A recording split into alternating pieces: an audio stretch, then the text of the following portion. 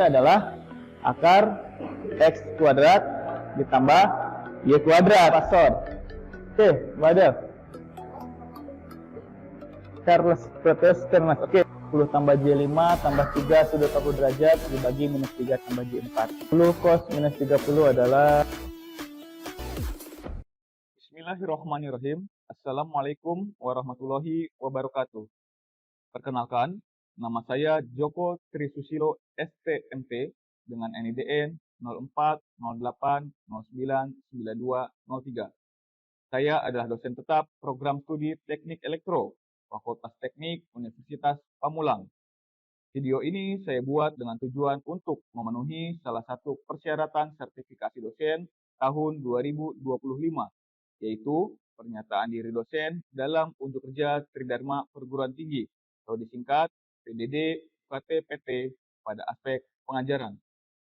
Dengan rumpun keilmuan yang saya miliki, yaitu Teknik Elektro, saya mengampu mata kuliah rangkaian listrik AC. Baiklah, perkenankan saya untuk menjelaskan deskripsi mata kuliah yang saya ampu ini, yaitu rangkaian listrik AC. Mata kuliah rangkaian listrik AC merupakan mata kuliah dengan bobot 4 SKS yang terdapat pada semester 3. Mata kuliah ini membahas prinsip dasar dan analisis rangkaian listrik yang dialiri arus bolak-balik atau AC, baik dalam bentuk satu fasa maupun tiga fasa. Mahasiswa akan mempelajari karakteristik komponen pasif, resistor, induktor, kapasitor dalam sistem AC, serta konsep impedansi, daya listrik, dan faktor daya. Mata kuliah ini juga mencakup teknik analisis rangkaian, seperti hukum Ohm dan Kirchhoff, metode mesh dan nodal, serta pemahaman tentang fasor dan bilangan kompleks untuk menyederhanakan analisis sistem AC. Setelah mengikuti mata kuliah rangkaian listrik AC, mahasiswa diharapkan mampu menjelaskan prinsip dasar arus dan tegangan AC, menganalisis rangkaian RLC menggunakan hukum Ohm, Kirchhoff, bilangan kompleks, dan diagram fasor, menghitung daya listrik, serta faktor daya, memahami resonansi, dan menganalisis sistem listrik tiga fasa. Dengan demikian, mahasiswa memiliki kompetensi dasar yang kuat dalam menganalisis dan memahami karakteristik serta performa sistem kelistrikan berbasis arus bolak-balik. Materi pembelajaran yang akan dibahas dalam perkuliahan ini antara lain sinusoidal, fasor, hubungan fasor dengan RLC, impedansi dan admitansi, analisis node, analisis mesh, teorema superposisi, transformasi sumber, teorema de Venin, teorema Norton, daya sesaat, daya rata-rata, transfer daya maksimum, daya nyata, daya semu, dan faktor daya satu fasa serta tiga fasa. Perkuliahan dilaksanakan dengan mode blended learning, yaitu luring atau tatap muka langsung dan secara daring atau online.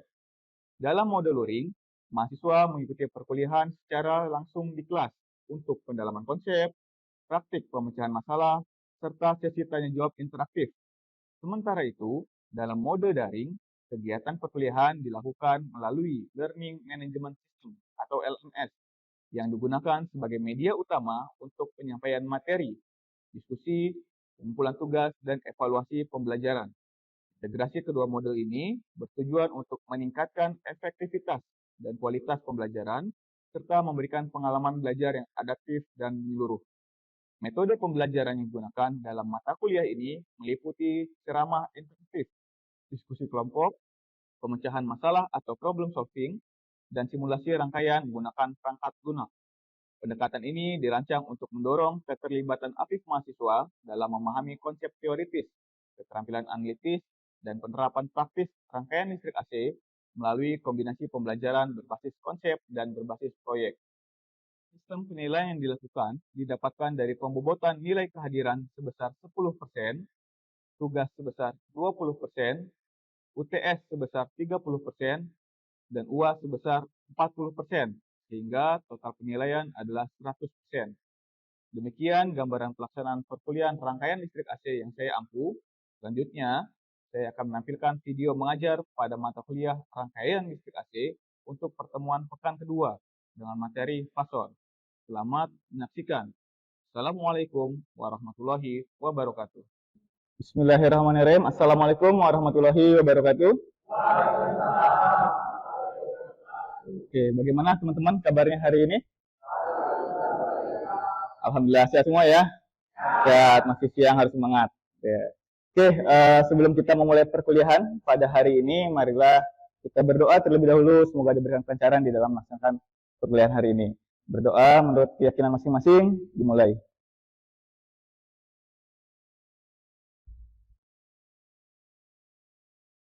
Berdoa selesai. Oke, alhamdulillah ya, kita hari ini kita sudah ada di pekan kedua. Jadi mata kuliah rangkaian listrik AC. Ya, jadi pada mata kuliah pekan kedua ini, mata kuliah yang akan kita lakukan adalah mengenai rangkaian listrik AC babnya fasor. Minggu lalu kita sudah belajar mengenai sinusoidal. Ya, jadi sinusoidal itu adalah gelombang sinus yang mempresentasikan itu ya, mempresentasikan listrik AC. Ya, nah ternyata gelombang sinus ini, sinusoidal ini lebih mudah lagi gitu ya penyelesaiannya kalau kita mengerjakan dengan cara fasor. Nah, apa sih fasor itu? Nah, ini akan kita bahas hari ini. Ya, jadi capaian pembelajaran pada mata kuliah ini nanti di akhir pertemuan, dari pertemuan ini teman-teman bisa menjelaskan pengertian dari fasor, kemudian mengidentifikasi bentuk persamaan dari bilangan kompleks, kemudian setelah itu menganalisis hasil transformasi dari bilangan kompleks, dan juga menganalisis kombinasi. Ya, jadi nanti dikombinasikan bentuk bilangan kompleks, dianalisis perhitungannya. Ya, seperti itu. Nah, sebelumnya kita berkenalan dulu kepada materi. Ya, apa sih fasor itu? Ya, jadi fasor ini pertama kali diperkenalkan oleh Charles Proteus Steinmetz pada tahun 1893.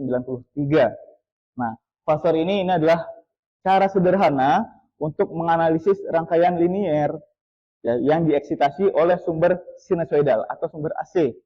Ya, jadi sumber AC bisa salah satunya penyelesaiannya dengan fasor.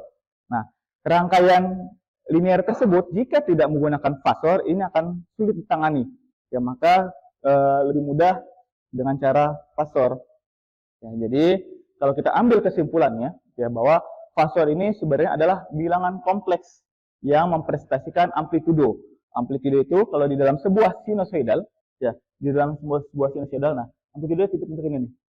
Ya, berapa sinusoidalnya gitu ya, amplitudonya, kemudian dan juga amplitudo dan fase dari sinusoidal. Fase ini adalah sudutnya.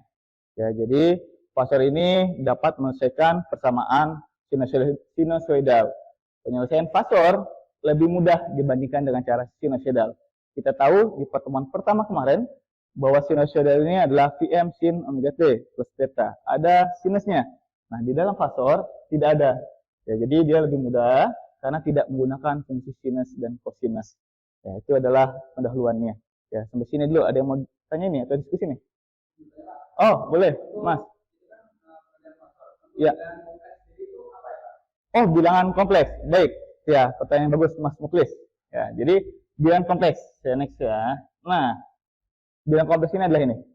Jadi, yang disebut dengan bilangan kompleks ini adalah dua bilangan yang terdiri daripada bilangan real dan juga bilangan imajiner. Ya, di mana real ini dinotasikan dengan huruf X dan imajiner ini biasanya ada huruf J-nya. Dan notasi daripada bilangan kompleks ini adalah huruf Z. Jadi notasinya, oh, bilangan kompleks ini adalah bilangan yang terdiri dari real dan imajiner. Ya, kemudian notasinya adalah Z. Nah, di dalam bilangan kompleks ya, Mas Muklis dan teman-teman. Jadi ada tiga bentuk utamanya, di mana bentuk pertama adalah bentuk rektangular, bentuk yang kedua adalah bentuk polar, dan yang ketiga adalah bentuk eksponensial. Ya, jadi bentuk rektangular persamaannya adalah Z sama dengan X ditambah JY. Z ini adalah bilangan kompleksnya, kemudian X-nya ini adalah bilangan realnya, dan Y ini adalah bilangan imajinernya. Dan nilai J ini adalah akar kuadrat dari minus 1. Itu adalah nilai J-nya, ketetapannya. Ya. Nah, bentuk yang kedua adalah bilangan polar atau bentuk polar. Bentuk polar ini adalah Z sama dengan R sudut P. Ya, apa ini? R sudut P, gitu ya. R sudut P di mana R-nya ini adalah magnitudonya. Ya, jadi panjangnya nanti, panjang magnitudenya. Kemudian P-nya ini adalah fasa. Ya, jadi nanti akan terlihat nih berapa fasanya, pergeserannya gitu ya, antara fase yang satu dengan fase yang lain, ataupun fase tegangan dan arus dan sebagainya. Ya. Dan yang terakhir adalah bentuk eksponensial, menghubungkan bentuk polar dengan identitas Euler. Ya, di mana identitas Euler ini adalah Z sama dengan R dikali dengan E pangkat J P. E-nya ini adalah eksponensial. Jadi ada 3 bentuk di sini. Ya. Nah, kalau kita lihat polar dengan eksponensial di sini sama-sama terdapat R gitu ya, dan juga terdapat P. Artinya mudah kita untuk mengubah bentuknya. Nah, tetapi ada cara-cara di dalam mengubah bentuknya. Ya, jadi ada hubungannya gitu ya, antara rektanguler yang tadi yang di ujung ya, kemudian dengan polar, di mana kalau saya gambarkan ya, sebenarnya bentuk rektanguler ini adalah bentuk yang terdiri daripada 2 sumbu, sumbu X dan juga sumbu Y. Ya, di mana X dan Y ini itu adalah interpretasi daripada bilangan rektanguler yang tadi. Gitu ya, dipahami ya? Paham teman-teman ya? Nah, gitu ya. Jadi X di rektanguler, oh ternyata X-nya di sumbu X. Gitu ya. Y daripada rektanguler, oh ternyata dia di sumbu Y. Gitu ya. Dimana sumbu Y ini adalah sumbu imajinernya, ada J-nya. Nah, sedangkan di sumbu X ini adalah bilangan realnya, bilangan aslinya dia. Nah, ini adalah sumbu X dan sumbu Y di dalam rektanguler. Nah, karena ada sudut nanti terbentuk di sini, maka akan ada sudut P di sini. Ya, sehingga sebenarnya hubungan rektanguler dan polar bisa kita konversi dari yang bentuknya rektanguler menjadi bentuk polar. Ya, kalau dari gambarnya kita tahu posisi X dan posisi Y, maka kita bisa tahu miring ini berapa, R-nya ini berapa. Pakai rumus apa? Pitagoras. Ya, kita nyari bidang miringnya pakai Pitagoras. Dan juga sudut ini bisa kita cari dengan trigonometri, gitu ya. Jadi untuk mencari R-nya, yang miringnya ini adalah R sama dengan sesuai hukum Pitagoras, akar X kuadrat ditambah dengan Y kuadrat. Dan juga untuk sudut P-nya, ya, sudut P-nya ini adalah tangan min 1 Y per X. Ya, tetapi kalau yang diketahui kebalikannya, ya, yang diketahui adalah ini tadi, R sama sudut. X-nya belum tahu, Y-nya belum tahu. Maka di sini bisa kita cari, ya, di mana X-nya ini bisa kita cari dengan R cos P, ya, bidang miring cos P, dan juga Y-nya kita cari dengan R sin P. Ya, seperti itu. Cukup jelas sampai sini, teman-teman? Sudah ya, dipahami ya? Oke. Nah, sehingga gitu ya, berdasarkan persamaan sebelumnya, ya, persamaan tadi kan bentuknya seperti ini ya, kompleks. Z sama dengan X plus JY. Ya. Nah, hubungan ini kita ingat bahwa tadi X adalah apa tadi X? R cos P gitu ya. Kemudian Y apa tadi Y? R sin P gitu ya. Sehingga dari persamaan ini X-nya bisa kita substitusikan. Kita ganti Z menjadi X-nya kita ganti R cos P ditambah dengan J R sin P. Ya, atau kalau R-nya kita keluarkan, ya, R-nya kita keluarkan menjadi R dalam kurung cos P ditambah J sin P. Ya, sehingga dari 3 persamaan tadi, ya, dari 3 persamaan tadi ada bentuk apa aja tadi? Rektanguler, kemudian polar dan juga eksponensial. Ya. Nah, Z-nya ini bisa kita tuliskan Z sama dengan X ditambah JY kalau dia rektanguler, sama dengan R sudut P kalau dia polar, kemudian sama dengan R dalam kurung cos P tambah J sin P kalau dia di trigonometri. Ya, dipahami sampai sini? Paham ya? Oke. Nah, di dalam fasor ini, gitu ya, ini adalah aturan-aturan dasar fasor. Jadi di dalam fasor di sini ada aturan-aturan penyelesaian yang harus kita penuhi.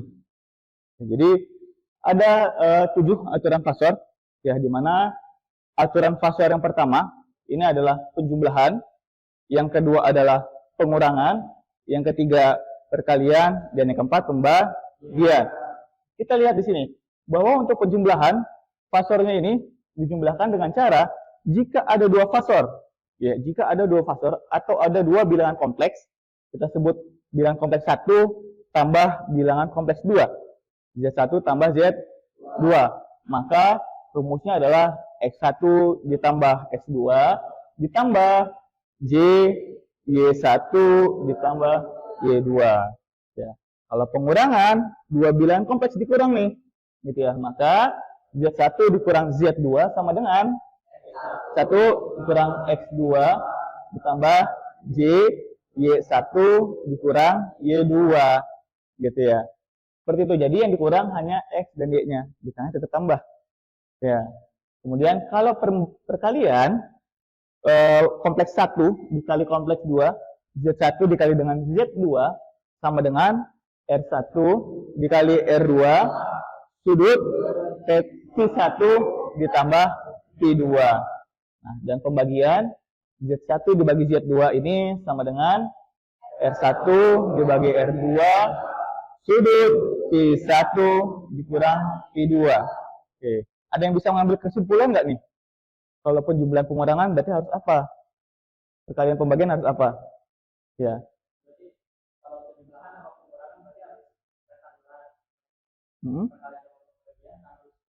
Oke, nice, gitu ya, Afif, gitu ya. Jadi kita lihat ya, karena kalau dipenjumlahkan X tambah Y, berarti dia bentuk rektangular. Kalau di perkalian R sudut P, berarti dia bentuk polar, gitu ya. Nah ini dia, gitu ya. Jadi kalau penjumlahan pengurangan harus bentuk rektangular, perkalian pembagian harus bentuk polar. Lalu gimana kalau ada soal pengurangan, gitu ya, atau penambahan, penjumlahan, tapi dia bentuknya polar, maka bentuk itu harus diubah dulu ke dalam bentuk rektangular, karena polar tidak bisa dijumlahkan langsung. Ya, begitupun sebaliknya, rektangular tidak bisa dibagi secara langsung ataupun dikali secara langsung. Perlu diubah bentuk ke dalam bentuk polar. Gitu ya. Dipahami ya? Paham. Oke, nah aturan selanjutnya di sini ada resiprokal. 1/Z ini sama dengan 1/R sudut minus P, ya, kemudian akar kuadrat, ini adalah akar Z sama dengan akar R sudut P/2, sudutnya dibagi 2. Ya, kemudian kompleks konjugat, nah dia ada tanda bintangnya, ya, dimana kalau tadinya tandanya negatif, X dikurang JY, maka dia berubah, nanti X plus JY. Nah, R sudutnya, R adalah sudut minus P, ya, sama dengan R dikali E pangkat minus JP, di mana nilai J tadi, kalau tadi adalah J-nya adalah berapa? Akar min 1. Nah, di sini J-nya adalah 1/J sama dengan minus J. Ya, paham di sini? Paham. Oke, ya. Perhatian, contoh. Ubah bilangan kompleks berikut menjadi bentuk polar. Bentuk apa nih? Rektangular, gitu ya. Rektangular bentuknya gimana? Rumusnya tadi. Z sama dengan tambah JY. Oke. Kita mau rubah ke dalam bentuk polar. Gimana bentuk polar tadi? Z sama dengan R sudut I. Nah, yang kita rubah, gitu ya. Nah, karena ini berubah, ya. Karena di sini adanya di rektangular adanya X sama Y, kemudian di polar adanya R sama P, maka kita harus nyari dulu R sama P-nya. Dimana cara mencari R tadi itu kan apa? R adalah akar X kuadrat ditambah Y kuadrat. Kita goras ya tadi. Kemudian P-nya adalah tangan min 1 Y per X. Ya, kita masukkan angkanya. Ya, berarti R-nya, rumusnya tadi adalah X kuadrat. Berapa X-nya? 3. Kemudian ditambah Y. Y-nya berapa? 4. Ya, 4 kuadrat. Berapa 3 kuadrat? Thomas? 9, gitu ya. Berapa 4 kuadrat, Mbak Adel? 16. Ya, sehingga akar 9 ditambah 16. Gitu ya. Berapa, Mas Muklis? Akar 25. Yuk, semuanya. Berapa akar 25? 5, gitu ya. Oh, berarti R-nya di sini adalah 5. Kemudian kita cari sudut P-nya, di mana sudut P adalah tangan min 1, 4/3. 4-nya tadi adalah Y-nya, 3-nya adalah X-nya. Gitu ya. Maka kalau kita cari, gitu ya, ini menggunakan kalkulator, nanti teman-teman hitung, tangan min 1, 4/3 adalah 53,13 derajat. Ya, sehingga kalau kita tuliskan yang bentuk rektangular tadi, di soalnya adalah 9 sama dengan 3 ditambah J4. Kalau kita tulis dalam bentuk polarnya, itu menjadi Z sama dengan 5 sudut 53,13 gitu ya. Gampang ya? Bisa semua ya? Bisa gitu ya. R sudut P masukin gitu ya. Kemudian yang kedua, ubah bilangan polar berikut menjadi bentuk kompleks. Ya, ini bilangan polar. Gimana rumusnya polar tadi? Z sama dengan R sudut P. Kita rubah ke bentuk kompleksnya, gitu ya. Dimana kompleksnya adalah tambah JY.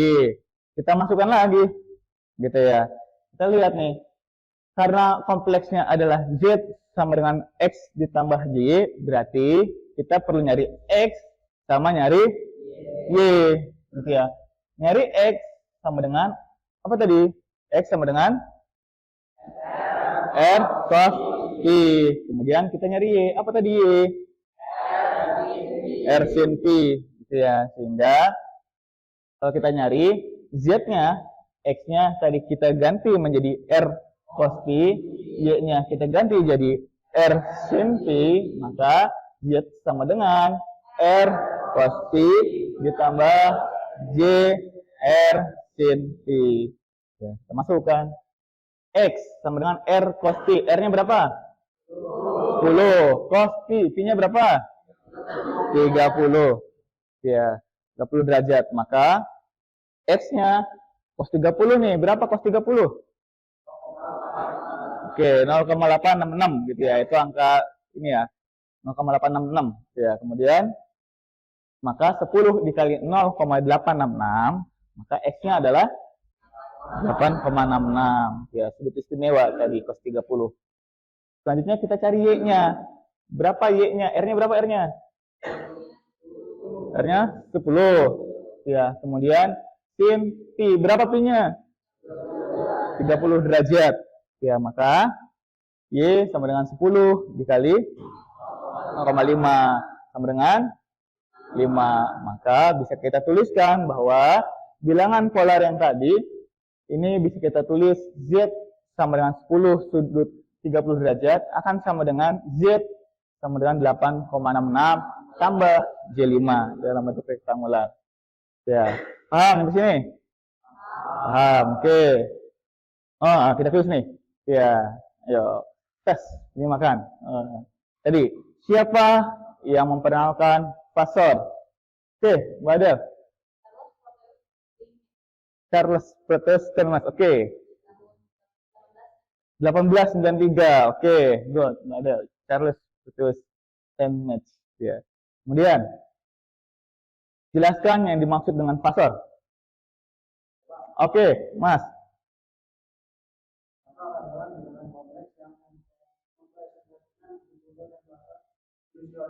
Oke, Pasor adalah bilangan kompleks. Iya, yang mempresentasikan amplitude dan fasa. Notasinya apa? Z. Ya, oke. Notasi bilangan kompleks adalah Z. Oke, lanjut. Jelaskan macam-macam bentuk bilangan kompleks. Apa aja tadi? Oke, boleh. Rektangular, polar, sama eksponensial. Rektangular gimana bentuk bilangannya? Bentuk Z sama dengan? Oke, kemudian polar? Oke, kemudian eksponensial.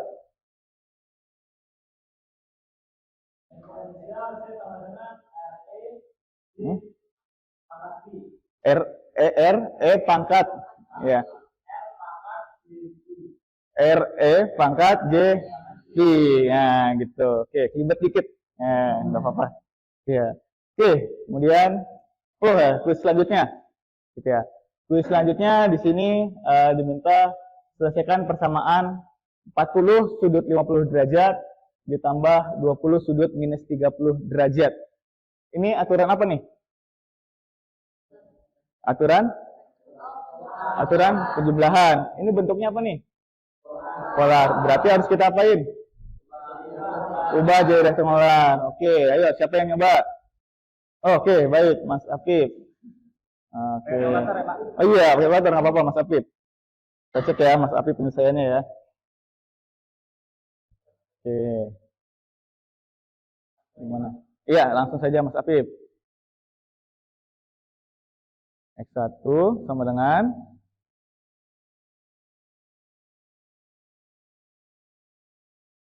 40. Oke. Oke, dihitung Mas Afif.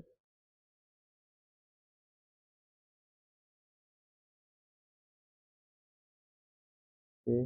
X1 berarti 40 sin gitu ya. Oke. 40 sin 50. Ya. Oke, 70,64. Nah. Ya, boleh. Gitu ya. Yang penting masih di papan tulis, Mas. Jadi tembok ya. Boleh. Oke, berarti sudah ketemu X dan Y-nya. Ya.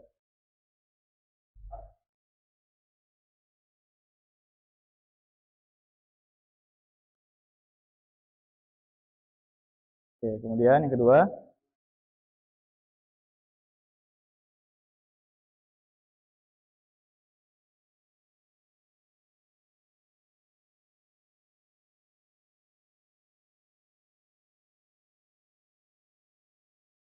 (20 cos minus 30 adalah 17,32. Oke, terima kasih sudah dibantu hitung, Mas Thomas.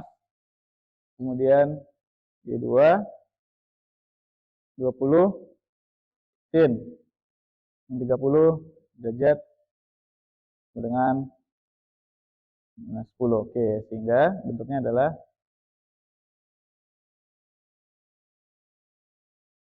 dua J10. Oke, kemudian kita jumlahkan nih. Iya, gimana ayo. Oke. Ya, langsung saja. 4